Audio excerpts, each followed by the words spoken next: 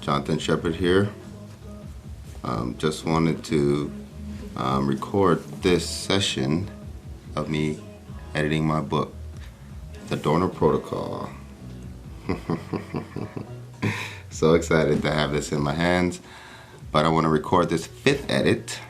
I've edited this motherfucker a lot of times, but I want to record this last edit of me reading this aloud, not only so I can hear it, but also so I can, like, you know, make a very accurate edit. You know, I want to hear it, and I want to hear how it sounds, and so I can edit it better. I mean, I guess it makes sense. Like, what else would I fucking do, you know? And also in preparation for audiobooks, I guess that's the other reason I would do it.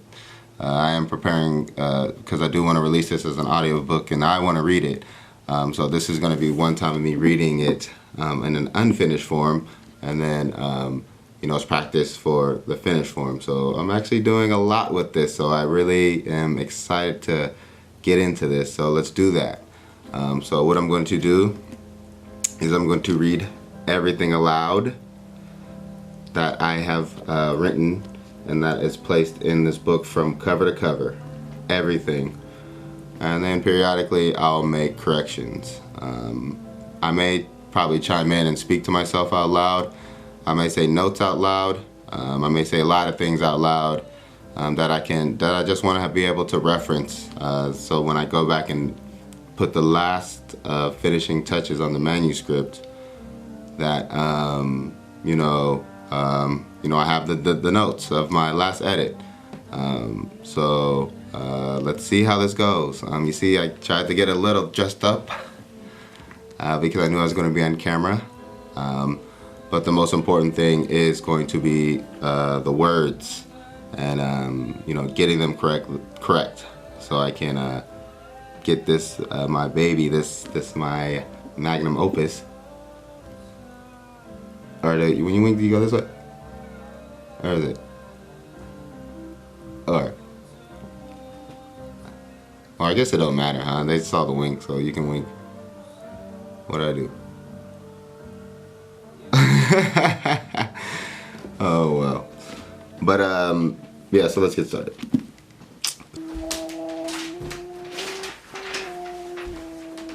So this is an important page. I'm going to show this one because this is, I don't want to hark on this too much, but I mean, this is just me gauging the room and the space that I'm going to enter, possibly. But this is an important page. I'm going to read it out loud. This is the back of my title page. And this isn't to absolve any criticism or anything, but this is just something that I hope that people take into account.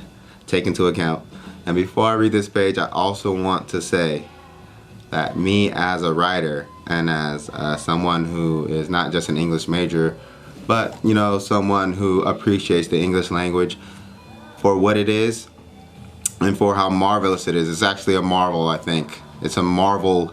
It's a great creation, and how it encompasses many other languages and just adopts it in its own, and how malleable it is, but also how confined it is. That's one thing that made me understand that I needed to become an English major and actually understand the language better. I really wanted to be a lawyer, but then I quickly found out that that was bullshit. So I became an English major, which is the next best thing, I think, in understanding language. But there is nuances in language as well. Something that's going on nowadays is that the nuance is being completely destroyed and not being taken into account, and there's no intention, there's no context, there's nothing but a narrative that's being wrongly extrapolated in a lot of times from works or from anything in society or whatever. I think people can guess what I'm referring to. And then they ascribe like some moralization on top of it that sort of like, you know, will denounce the thing based upon this moralization and not on the intent or the context or what the thing is, you know, because you notice they do that with people. And then when I started noticing that, I started noticing they were doing that not to protect people, but they were doing it to because they don't like scrutiny. People don't, the elite never like to be scrutinized. And instead of, you know, being the elite that they are and saying, hey, we're elite, we don't like you criticizing us, they get us to do it to ourselves. So that's what they're doing. But that's pretty much what I'm saying. But I've read so much fucking fiction, and for anybody to say that my work is any worse than like fucking Tolstoy or fucking Portnoy's Complaint, that's Roth, or fucking even Joan Didion, who I love, or Oscar Zeta Acosta, or Eldridge Cleaver, Soul on Ice, or any of these other works that influenced me greatly, and that's influenced a whole generation of people who, might I add, are in these universities preaching this garbage and teaching these fucking these kids who are pretty much scumbags, even though we shouldn't ascribe that to our youth, but our youth are behaving like robotic scumbags when it comes to thought and to understanding and to acceptance, even though that's what they are decrying to the world that they want, which is not what they want. They want their emotions absolved, and that's not going to happen. Not at least, not from the outside world. But that being said, let me just finish this. Let me just read what the disclaimer that you must put on everything, because for some reason,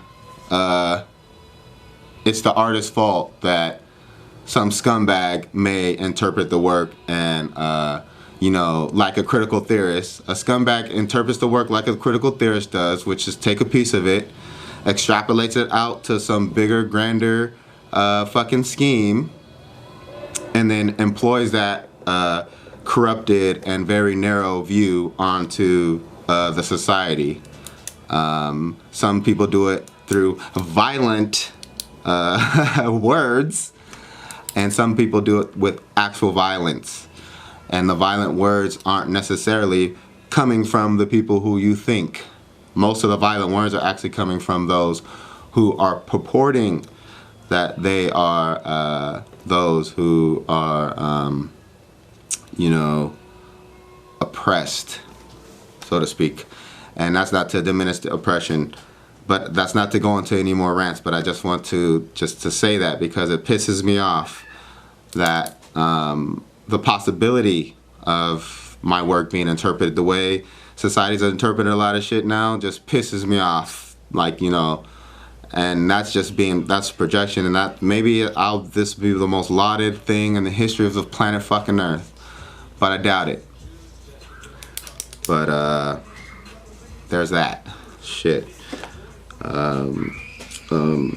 This is a work of fiction, bold, all capital letters underlined.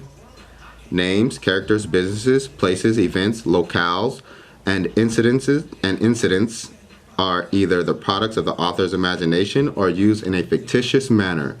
Any resemblance, to actual persons, living or dead, or actual events is purely coincidental.